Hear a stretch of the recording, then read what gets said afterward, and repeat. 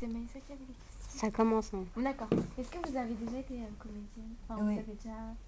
vous avez déjà fait du cinéma? Des petits courts-métrages, comme je disais tout à l'heure, qui n'ont pas servi à grand-chose, enfin qui m'ont appris certaines choses. Mais pour le public, c'était pas un cadeau, quoi. Ça n'a pas marché. Mais du théâtre, j'en ai fait pendant pas loin de une vingtaine d'années, on va dire. Parce que de toute façon, pour pouvoir enseigner le théâtre, il faut déjà avoir pratiqué l'art, on va dire. Sinon, on ne peut pas vraiment l'enseigner. Voilà, donc j'étais comédienne une vingtaine d'années. Et c'est facile de rester sur scène devant un grand public? En fait, ce qui se passe, c'est qu'on a extrêmement peur avant. C'est-à-dire qu'on aimerait ne pas jouer tellement on a peur. Et dans les coulisses, au moment de rentrer en scène, il y a presque des gens qui doivent te pousser quand tu as très très peur. Il faut que tu joues, tu n'as plus le choix, le public est là. Et une fois que tu es devant le public, en fait, ta peur, elle se transforme. Voilà.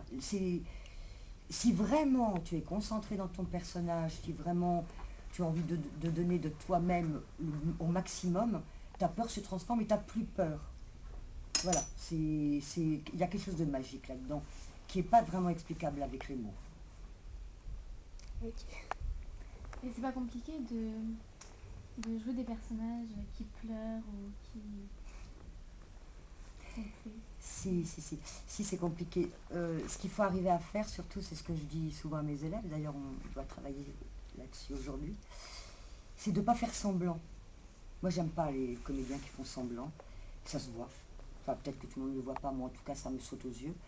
Et voilà, c'est d'arriver à être suffisamment le personnage dans son corps, dans son âme, dans toutes ses émotions, mais les émotions du personnage et pas tes émotions propres. Tu vois, les émotions du personnage, savoir vraiment qui il est, pourquoi il est en train de vivre cette situation-là, pendant cette scène-là, qu'est-ce qu'il a vécu après. Après, c'est l'imaginaire du comédien, où tu te dis, mais pourquoi est-ce qu'il en est arrivé là? Donc tu peux inventer des choses du pourquoi il est arrivé à vivre cette relation avec quelqu'un, par exemple, dans une scène. Et voilà, et si tu arrives vraiment à travailler avec des exercices très particuliers, que je ne peux pas développer maintenant parce que ça risque d'être du charabia, et en plus ça va être beaucoup trop long, mais si tu arrives vraiment à travailler ton personnage et au niveau de son corps et au niveau de ses propres émotions, c'est pas difficile. Après, c'est une technique à attraper. Une fois que tu as cette technique, elle te viendra comme tu fais du vélo, tu montes sur un vélo, hop, tu sais faire du vélo. Bon, c'est peut-être plus simple de faire du vélo. Mais voilà, tu vois, voilà. Après, il y a des exercices très particuliers à travailler pour arriver à cette facilité au niveau de l'émotion. Simplement, il ne faut pas faire semblant d'être triste, il ne faut pas faire semblant d'être heureux, voilà, il faut que tes larmes, elles coulent vraiment parce que en toi, tu as vraiment travaillé quelque chose qui fait que tes larmes vont sortir. Enfin, les larmes du personnage, plus exactement.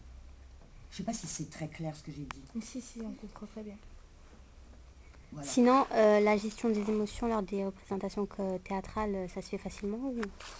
Voilà, en se servant des exercices dont je n'ai pas parlé, enfin, que je n'ai pas développé plus exactement, facile, il ne faut pas exagérer, c'est un travail de longue haleine et de plusieurs années. Hein.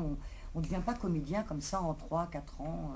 C'est un travail, et même comédien, quand ça fait 10 ou 15 ans qu'il travaille, il faut continuer à travailler. Il ne faut pas s'arrêter, c'est comme un musicien, c'est comme un danseur, même s'il danse très bien, même s'il joue magnifiquement bien de la flûte, c'est un travail voilà, il faut continuer à travailler quotidiennement ou presque ce travail technique, au travail des émotions, comme dont on parlait, etc.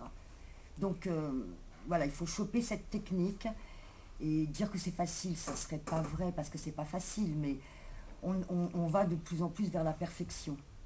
Perfection, entre guillemets. Et est-ce que votre métier vous permet de contrôler vos émotions quotidiennement? Non, parce que je ne mélange pas la vie et le théâtre. Voilà. Le théâtre, il faut savoir que quand on a terminé une pièce ou des exercices, un cours, quand on rentre à la maison, c'est fini, on arrête le théâtre. Enfin, il y en a qui n'arrêtent jamais.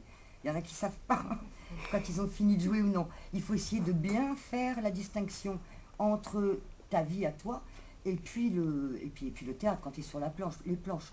Parce qu'encore une fois, quand tu es sur les planches, c'est pas toi. Tu dois te mettre au service du personnage que tu interprètes.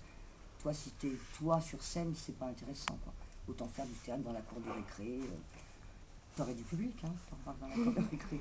Voilà, donc c'est...